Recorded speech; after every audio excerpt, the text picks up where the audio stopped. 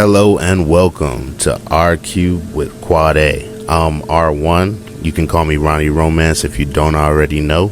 And what we'll be looking into today is exactly that. We only have each other around these days, so let's look at how we're dealing. More coping, less moping, you know? I don't care how much you like a girl. Don't ever let no woman treat you like you regular. If a woman not treating you like you that guy, then that means she don't see your value, and you don't tolerate that from nobody. Let me tell you something that you should already know. If somebody sees you as valuable, they're gonna let their actions reflect as such. So if you ever catch yourself in like you have to beg for anything from somebody, you need to cut ties with them. Whether that's begging for them to support you, begging for them to text you back, begging for them to hang out with you. If you feel like you gotta do too much to get anything from anybody, cut ties with them. And here's what you need to do. When you leave, keep doing things the right way. Keep getting money, keep working out, keep working on your mental and emotional health. Don't start just giving yourself to multiple women. It's no point in doing that. You're not impressing nobody. And then when you find a good woman that treats you to the level of your value, you better give that woman the world. You better give her everything she wants and more. Take care of her because she was the one in this generation. Yeah, honestly, we don't talk about the generational talent that is women, you know, especially the women that are closest to us. My mother is a generational talent. She made me, and somehow I'm able to reach you and hopefully inspire, turn you on to something new, or give you a new take on something old. So regardless of what was going on with yours, there are ladies in your life who are one in a generation. 5 reasons why I prefer to date a black man. Before getting started, I want to say that 1, not all black men hold these traits. I don't think every black man walking is like this because everyone's a human being in their own person, right? Also, other men from other races can also hold these. This is just my experience for the 100th time. When I am single and dating, I will consider all races. But let's get into it. Reason number 1, dominance and masculinity. And this goes beyond their physical appearance, although it doesn't hurt. I love a man that is masculine, dominant in a healthy way. That provider energy. I don't gotta tell them that they need to work. I don't need to take care of them. Without me, they're gonna do fine. Reason number 2, I don't have to tell them to bathe, ever. I spend a lot of money, time, and energy in my appearance, and I want my man to do the same. And cleaning themselves with a washcloth, big plus. I am neurodivergent. I also have trauma. So I do not want to walk on eggshells. I don't want passive aggressive. I just want you to tell me how it is. Black men do that. I don't ever have to question what they're thinking or if they're bothered. They're like, this is what's up, Stephanie. Which I also appreciate in the talking stage because I never have to guess if a black man is actually into me. He lets me know right off the bat. The affection and intimacy and closeness is top of the line. Adult activity is more than just that. I feel like I'm more than just a body laying next to them. Gentleman level times 10. Open the door, open the car door. A year and a half that I've been with my man right now, I have never carried in a bag or a luggage. One time we had to switch rooms and he told me to go lay down and he moved all of our stuff while I just laid in the bed like a little princess. I've never felt disrespected by a black man before. The character values and ethics for me has always been top notch in the black men I've known or dated, like even just friends. Now again, not every black man's a great man. This is more than 5, but I love a man that's like protective and territorial in a healthy way, not like you're not wearing that kind of thing, but like that's a lot of skin, Stephanie. It's not for everyone, but I love that. I've always been treated in such a respectful way that it makes me want to return that to them. Like, I want to match that energy. I love a man that I can just have natural chemistry and connection. I've also found that most black men that I've come in contact with are just funny as hell. I love laughing. I love it. Oh,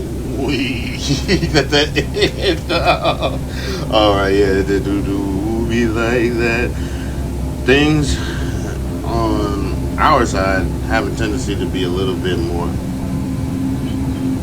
short of a conversation, for sure. Like, okay, done, cool. I have a friend, Paul. I have a friend, my best friend's father, Paul. His favorite response was fine. And he was in an amazing relationship. He was in an amazing relationship that lasted like over 30 years, but his thing was like fine. and maybe that's what made it work so well. But then again, remember, like I was saying, generational talents, and the talents that he was dealing with, he could easily just say fine to and actually have a continuation. Alright, this brother has a lot of good things to say. He has a great deal of context and a little cliche, but it takes a little bit to look into yourself and look at every relationship like you have like this. When a relationship fails, it's not just a separation of two people. It's a death of the shared dreams, goals, and hopes that they had built together. It's the death of a future that was once possible, and that's what makes it so painful. It is simply only by grieving this loss and facing the pain head on that we are capable of beginning to heal and move forward in our life with something greater. And that's where everything can fall apart in people's lives, you know. Facing that pain head on is sometimes an insurmountable task. And the thing about it is, some experiences, not every experience, you are meant to move through healed, you know. Not every experience you're meant to experience healed. At the same time, understanding that how you step through the experience affects your healing is one of those huge linchpins that I wish I knew before, you know. All right. So everyone keeps asking me the same question: what is it I love about black men? And I'm going to tell you straight why I love a black man. It's because they're big, they're muscly, and they're great in bed. You're never going to find another man like a black man who's going to make love to you a way a black man makes love to you. And that's it. Yeah, I have to say that is a stereotype that is true, and it is most men that are black are capable of it. The big caveat is, just because somebody looks that way doesn't mean that they are. I unfortunately had a tragic accident for a couple years when I was like 25. So from like, it really helped me now in the long run to understand what enthusiasm for relationships are outside of sex and what's on this woman's mind. And I hope that she gets an opportunity to have the enthusiasm for relationships with black men that are mentally overwhelming, just like she's talking about the physical overwhelming factors. We thank you, sweet brown sugar. We thank you, hot cinnamon. We thank you, warm peanut butter. We thank you, dark fudge. We thank you, pistachio. We thank you, lemonade and pina colada. We thank all the African women out there for putting up. Thank you, pistachio. Yeah, like, as a man, you don't get that many compliments, and it's obvious and easy to count for me. The amount of compliments that I get from white women is distinctively more than the amount of compliments that I get from black women. But there isn't as much ability to build context across culture that isn't first seen for the fact that the culture is different. To harp on the physical traits and not dig deeper into the essence of the person. And as a beautiful woman, she wants someone to dig deeper into her essence in multiple ways. And there's nothing wrong with that. And getting tired of flattery, call a spade a spade. And get to shoveling. You know, dating nowadays isn't broken, it's the people that are broken. Everybody keeps screaming dating what it used to be. Yeah, no shit, right? We're all living in an era of options, not standards. Everyone's got 17 maybes, 4 emotional affairs going on, 2 physical distractions, and a situationship at home that's a safety net. And then they still claim they want to be exclusive. People want a relationship with benefits, but they don't want to give the responsibilities that come with it. And these are the same people terrified to ask real questions. You notice that? But brave enough to sleep with someone they barely know. They want soul-tied connection while keeping backup options, just in case, right? Then they turn around and blame social media. That's like putting a car in jail because the driver's drunk. It's not the platform, people. It's the lack of accountability behind the screen. And don't get me started with masculine and feminine. Confused as fuck. Men scared to lead. They're going to be labeled toxic. Women scared to soften because they've been stuck in survival mode for years. Nobody fucking trusts each other. They trust their trauma response. Everybody wants old school love, right? But nobody wants to do old school work. You want a feminine woman, but you can't even create emotional safety. You want a masculine man, but you punish leadership and reward inconsistency. Make it make fucking sense. See, dating isn't dead. Accountability is. Love isn't rare. Emotional maturity is.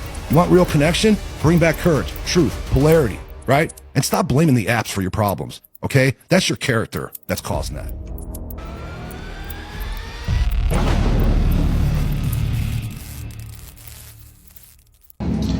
I have to say I participated in this life, and it is really that deep. Regardless of whether it's well networked, well screened, it's people you don't know. It is a bit of the platform. You have to take a second to blame the multi-million-dollar corporations who want to keep people paying for as long as possible.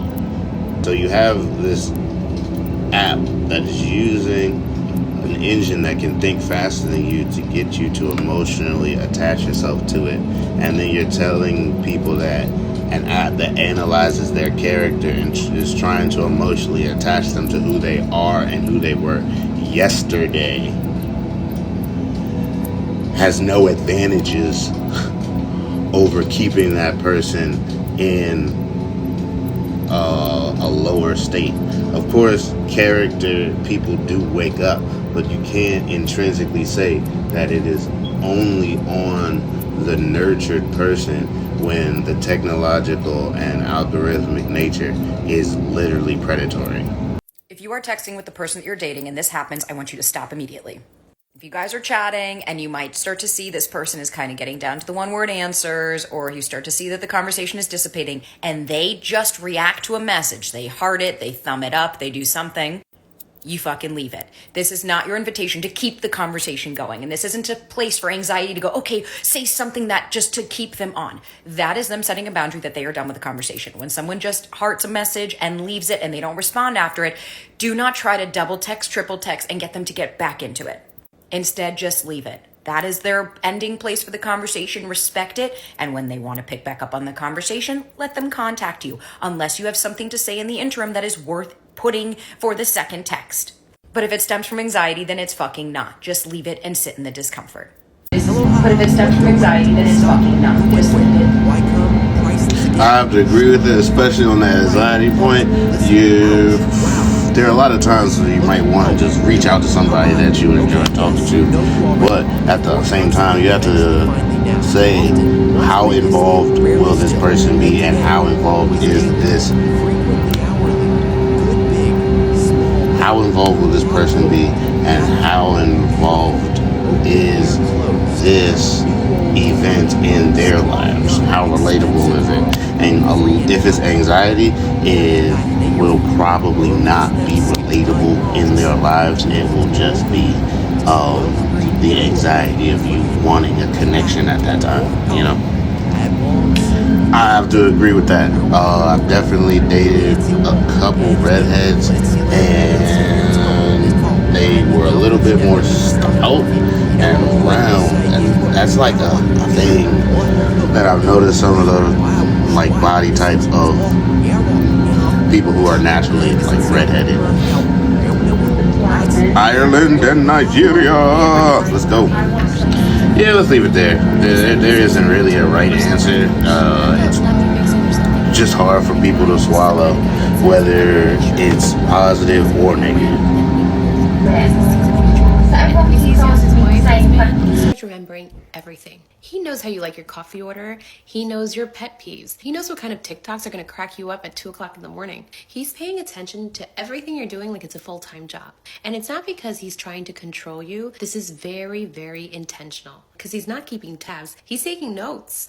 When a man is truly serious about you, he doesn't just want to be in your world. He wants to build a world with you both in it. So maybe he's like, hey, babe, you killed that meeting. Hey, you've been talking about that dream job for months. Like, let's get it started. What's going on? Can I help you with that? It's like, okay, cheerleader energy. We love that for us kind of energy. And this is where it can get a little bit muddy because not all guys are like this. Some guys talk like they've already picked out their wedding colors with you, but they act like they're on a weekend getaway. They're taking the pictures for the views, but not really unpacking their bags. You know what I'm talking about. So yeah, they might sound like husbands, but girl, they move like tourists. So pay attention to the guy who's actually planning with you, not the one who's trying to show off for you. Because the real guy that is husband material and sees a future with you, he's protecting your name when you're not even around. He's choosing you consistently, quietly, just showing up. So girl, stop falling for the men who say that they love you and start noticing the ones who act like they're building with you. Now finish your latte because we have standards again. Thank you. That's a lot of stuff. I mean, I get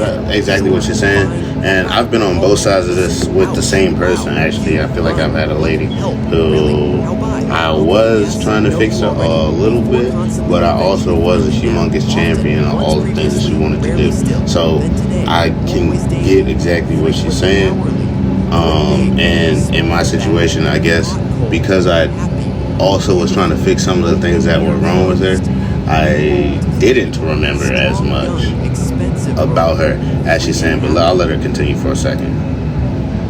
I agree and also disagree, because one of the things about being a leader in the long term and what I've noticed is that the inspiration is there, but as a leader, I feel like having an agenda if and supplies for has always worked better than constantly cheerleading. Because if I'm constantly cheerleading and then something needs to come to a quick halt, how do I make that jump? Let me know what you guys think. I'm definitely really interested. Let's leave it with that. Thanks. This has been a good first cut. Thank you for all your likes. Please subscribe. There'll be more to come and a bunch of different content. The base is gonna be romance and how people interact physically and emotionally, but we're gonna continue to build on things around that, the things that are subtly pushing us apart or subtly keeping us together. Thank you all, and like, subscribe, comment, share. Let's keep living good.